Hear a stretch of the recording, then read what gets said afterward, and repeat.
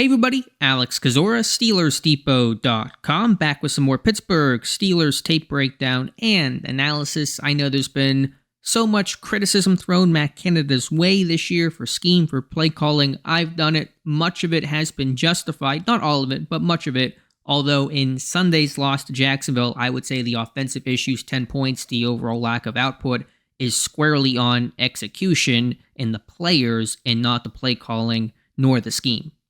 Before we get into the tape, if you guys could like this video, also subscribe to the channel, I would really appreciate that. But we're going to go through a bunch of clips here, just pretty rapid fire. It's been covered by the site and probably some other people at this point, but I just want to go through real quick before this Thursday game against Tennessee, some of these, not execution issues. First play of the game here for Pittsburgh. Nice scheme overall, 3-by-1. Get this fast number 4, the running back out in the flat. Get cover 2. Deontay, I like the alignment. Number 3, get him in the slot, work him in space, open down the seam, splitting the 2 high safety, and this pass is incomplete. And you can probably put some of this on Kenny, some of this on Deontay. I think it's a tougher catch to make for Deontay over a shoulder like that, but a catch he should make, a catch he's capable of making. But if you're Pickett, you probably can put this one a bit more on the inside shoulder, so it's a little less over his head trying to track this one. But it's a play that Deontay, I think, is capable of making. But regardless of who you want to blame, Pickett, Johnson, a combination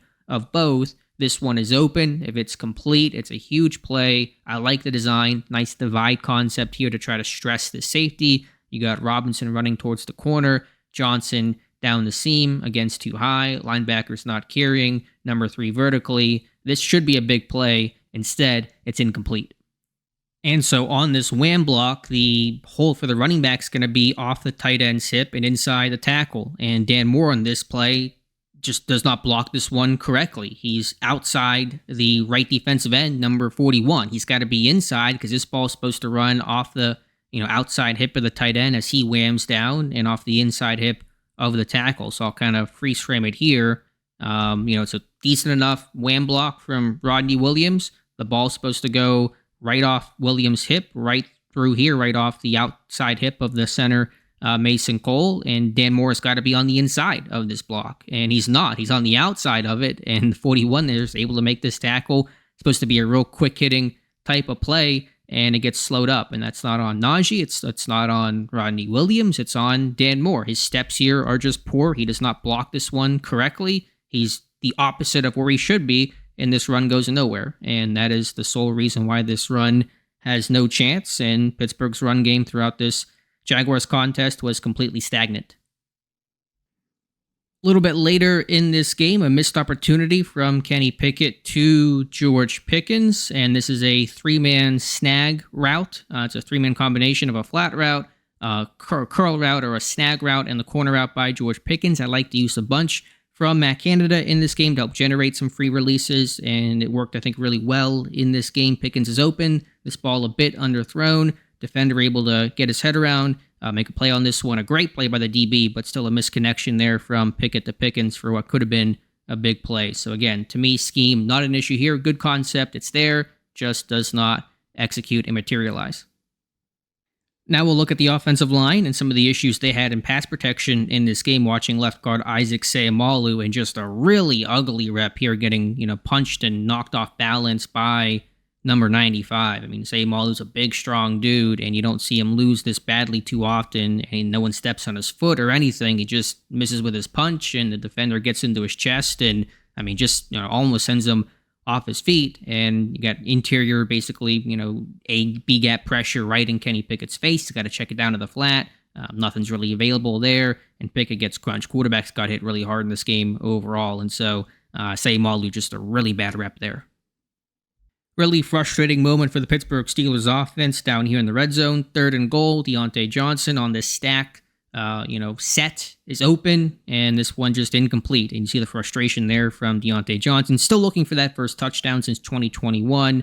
And again, you can probably put some blame on Kenny Pickett and Deontay Johnson. You could argue that Johnson should have sat sooner. You could argue that Pickett should have gotten to that a bit quicker. I like the pre-snap look here. Johnson, your best route runner, in kind of condensed territory. I might look for him as that primary read here, see if he gets open because of the stack look creating this free release. I know the safety's there. Might be a tough throw. The red zone, just tough throws overall. But Kenny Pickett, not entirely sure what Pickett was reading here. They're running to the bottom here, the trip side, this nod route, this wide nod by Allen Robinson, which can work, but Pickett actually comes off of it before Robinson even gets vertical. You think if you're going to look at that read first, you're going to wait to see if Robinson gets open. No, there's the DB there. Robinson, though, does, I think, create some space, but then Pickett comes off of it, tries to go Deontay. This one incomplete. He does slip. Players losing their footing left and right in this game. I think Pittsburgh's got to be able to handle a little bit of rain in Pittsburgh better than what they did in this game. But all of that is to say, regardless of blame or reason or anything, this one's got to be 6. They got to score here. Do get some pressure from the late loopers. So again, a lot of things to talk about on this play, but really just focusing on the main umbrella idea of this one is open. This has to be a touchdown. It's a field goal instead. Just want to do a quick collection of what I call free runners, pass rushers that are unblocked, coming in free, getting pressure on the quarterback, forcing the ball out, and without really any hot reads, it's created some really bad results for the Pittsburgh Steelers offense. This one, Trubisky in the game replacing Kenny Pickett, 45 coming in free. I think Najee was going to take him, but then Dan Moore loses his blocks. Maybe this is less of a protection on paper issue, or it could have been blocked up, but some of the execution, again, the theme here has Najee take the interior defensive lineman instead, and Trubisky gets crushed, and this one is incomplete. So again, free runners. We'll kind of run through just a couple of other plays from this game. Happened in the Rams game as well. A lot of free runners on Steelers quarterbacks. I'll just show one more example, but it happened a couple times in this game, and again, happened a bunch against the Rams. This one's tough. Pass protection can be tough. Never know who's coming, who's dropping out, especially all these kind of sim pressures and creeper looks that you get. You don't really get that here, but bottom line is you get the left defensive end running in free as they drop out the other side. Pittsburgh's doing a full slide protection to the left, to the drop side, and that allows the backside end away from the slide protection to come in free and pressure Kenny Pickett. So these can be tough to pick up. Again, hindsight's 20/20 in terms of who's rushing, who's not, but Pittsburgh just seems to be a step behind in terms of they're always sliding away from where the rush is coming. Pickett taking a shot there. I know what Pittsburgh's trying to adjust to whenever they kind of see these guys, drop off into coverage in this full slide, they're trying to pop out either the center or the guard. You see Malu try to do that here. It happened in the second half of the Rams game with Mason Cole. Happened other times in this game as well. But that's a tough block, obviously, to make there when you're sliding and then trying to come back. I mean, you just don't have the time to get over there. But bottom line is you got a lot of free pass rushers in this game, talking linebackers, talking defensive ends that are getting direct free shots on quarterbacks, and this one forces the ball in the flat. Najee gets hit. Good effort here overall, but again, this play is going nowhere.